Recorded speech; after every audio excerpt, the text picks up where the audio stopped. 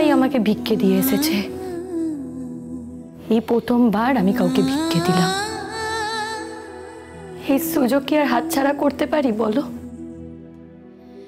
ফুলঝুরি, ফুলঝুরি, এই ভিক্ষেটা দিতে গিয়ে না তুই তোর জীবনের সব থেকে দামি মানুষটাকে হারাবি। এটা করিস না ফুলঝুরি, এটা করিস না। কপালে যা লেখা আছে তাই তো হবে বলো। আমার কপালে যা লেখা আছে সেটাই হবে। আর তাছাড়া তান দাদা, ওই তো একা আমার কাছে দামি নয় বলো, তোমরাও তো আমার কাছে দামি। তোমরা তো আছো আমার পাশে। বৌমনি, তোমরা তো আছো বলো। আর বাকিটা আমার কপাল, যা লেখা আছে সেটাই হবে।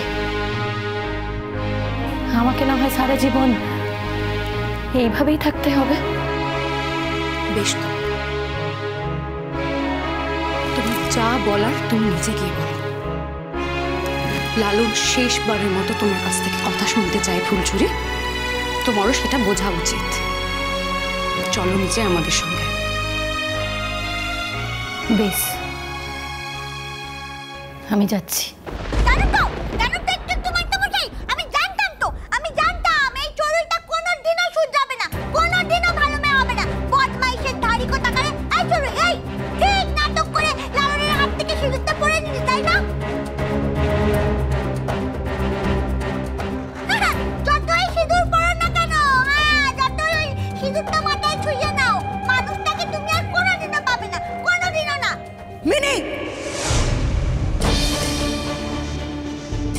তোমাকে এখানে দাঁড়িয়ে এত বড় বড় কথা বলতে কে বলেছে?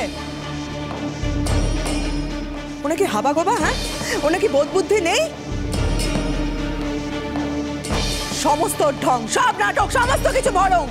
এরকম সেজে থাকেও, মাথায় সব বুদ্ধি আছে, সমস্ত পেঁচানো বুদ্ধি আছে ওর। নতুন সাজিয়ে গুছিয়ে কথা দরকারের সময় বলে কি করে? তাও তো ভালো যে সাজিয়ে গুছিয়ে কথাগুলো বলতে পারলো। আমরা সবাই যে কথাটা বলতে পারিনি সে কথাটা ওই মেয়েটা বলতে পারলো। শুনুন ম্যাডাম, মিনি সম্পর্কে কথা বলার সময় না একটু সচেতন হয়ে কথা বলবেন। কোনো রকম আনপার্লামেন্টারি কথা বললে ভাববেন না প্রতিবাদ করার লোকের অভাব আছে। আপনাকে আমি লাস্ট ওয়ার্নিং দিচ্ছি, ওর সম্পর্কে এই ধরনের কথা ফার্দার কিন্তু আপনি বলতে আসবেন না। তুমি কে আমাকে ওয়ার্নিং দেওয়ার? কদিন এসেছো তুমি এ বাড়িতে? এ বাড়ির লোকজনকে তুমি কতদিন ধরে চেনো? আমি একদিন আসি কিংবা সারা জীবন ধরে এসে থাকি সেটা বড় কথা নয়। এই ধরনের একটা মানুষকে এইভাবে যে অ্যাটাক করা যায় না এটা আপনার জানা উচিত, এটাই বড় কথা। তাই নাকি? এই রকম ধরনের একটা মানুষকে নিয়ে অন্ধকারে আড়ালে গিয়ে তুমি কি করছিলে?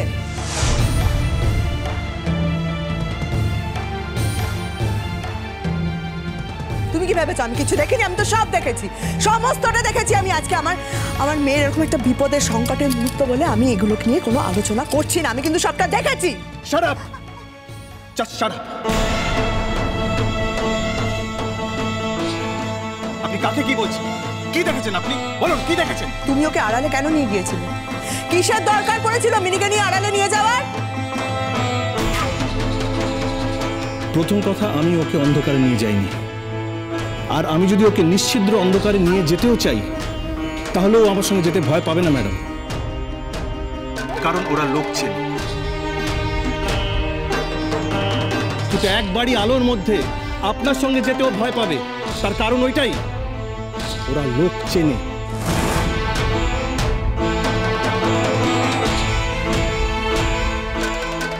এবং ম্যাডাম, অনেকে দাঁড়িয়ে আছে এখানে, আপনি সকলের সামনে নিজেকে এইভাবে ছোট করবেন না। আর আমি যদি অন্ধকারে গিয়েও থাকি, আপনি দেখলেন কি করে? তাহলে নিশ্চয়ই আপনিও ওই অন্ধকারে গিয়েছিলেন কোনো কারণে। দেবানলোভ, আপনি প্লিজ কিছু মনে করবেন না, মানে এখন না আমাদের ঠিক এসব নিয়ে কথা বলার মতো সময় নেই। Right, I am so sorry, আমার না না ঠিক আছে, আপনারা আগে এই বিষয়টাকে সমাধান করুন।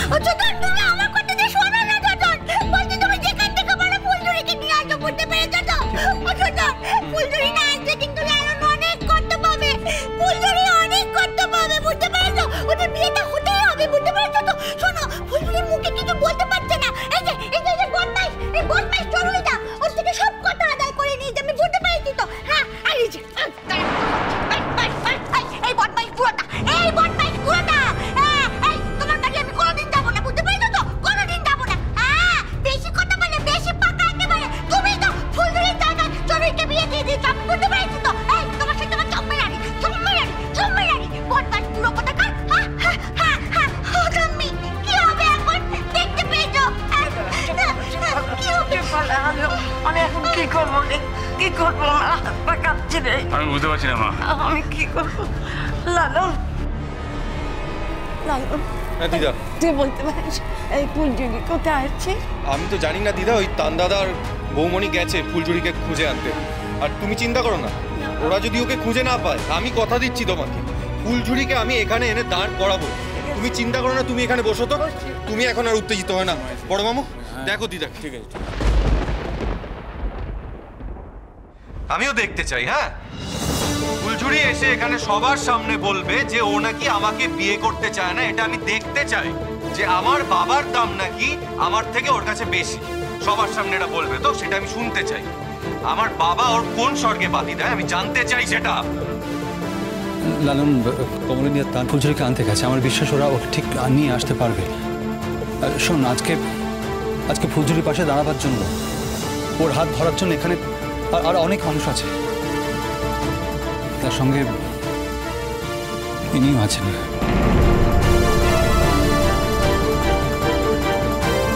দেখো, আমার সঙ্গে তোমার আলাপ নেই। আমার নাম পরমা। সেদিন দেখা হয়েছিল ঠিকই, কিন্তু আলাপ হয়ে ওঠেনি। তুমি একদম চিন্তা করো না, আমরা কেউই এই বিয়েটা মেনে নিচ্ছি না। আরে থামুন তো, মেনে নিচ্ছি না? আপনি কে? আপনি কে? আপনার পরিচয়টা কি? মেনে নিচ্ছি না? আপনি মানলেন কি না মানলেন তাতে কিচ্ছু যায় আসে না। আরে আমার ছেলে তো আপনাকে বিয়ে করতে যাচ্ছে। মুখ সামনে কথা বলুন। যথেষ্ট মুখ সামনে কথা বলা হয়েছে, যথেষ্ট মুখ সামনে কথা বলা হয়েছে। উনি কে? ওনার পরিচয়টা কি? হ্যাঁ, এই মানামানির মধ্যে উনি ঢুকছেন কি করে? কে উনি? কে? আমি সেটাই তো জানতে চাই। উনি কে সেটা একটু পরে জানতে পারবেন। আমি জানতে চাই না, আমার যা জানবার না জানা হয়নি। আপনি জানেন না, আপনি কিছু জানেন না এখনো। তোমাকে আমি কতবার বারণ করেছিলাম আঙ্কেল, কতবার বারণ করেছিলাম, বলেছিলাম যে আমাকে এরকম অপমানের মধ্যে প্লিজ পেলো না। তুমি শুনলে না? তুমি সেই আমাকে সবার সামনে অপমানিত হওয়ার জন্য টেনে নিয়ে এলে।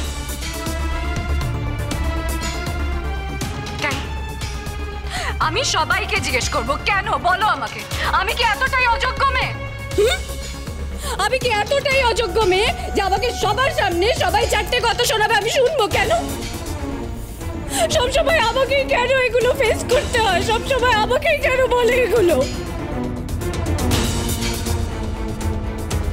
কি করেছি আমি? তা আবার কার জন্য? ওই ফুলঝুরির মতন একটা মেয়ের জন্য আজকে আমাকে এখানে দাঁড় করিয়ে কাটাছেড়া করা হচ্ছে। কারোর কিচ্ছু যায় আসে না।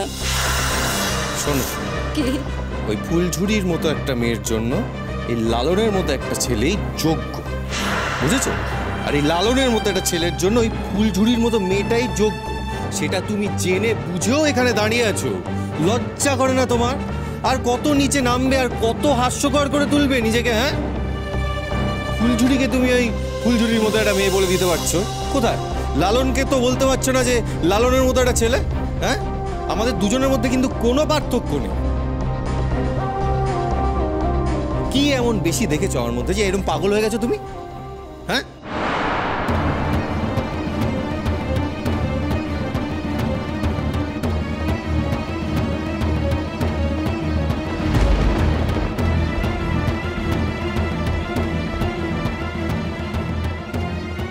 কি ব্যাপার? হ্যাঁ, কি হচ্ছে কি এটা? আমাকে এইভাবে অপমান করার অধিকার তোমাকে কে দিয়েছে ফুলঝুরি? আমি তো তোমায় অপমান করিনি। করেছো, আলবাত আমাকে অপমান করেছো। আজকে আমার থেকে আমার বাবার কথার দাম তোমার কাছে বেশি হয়ে গেল।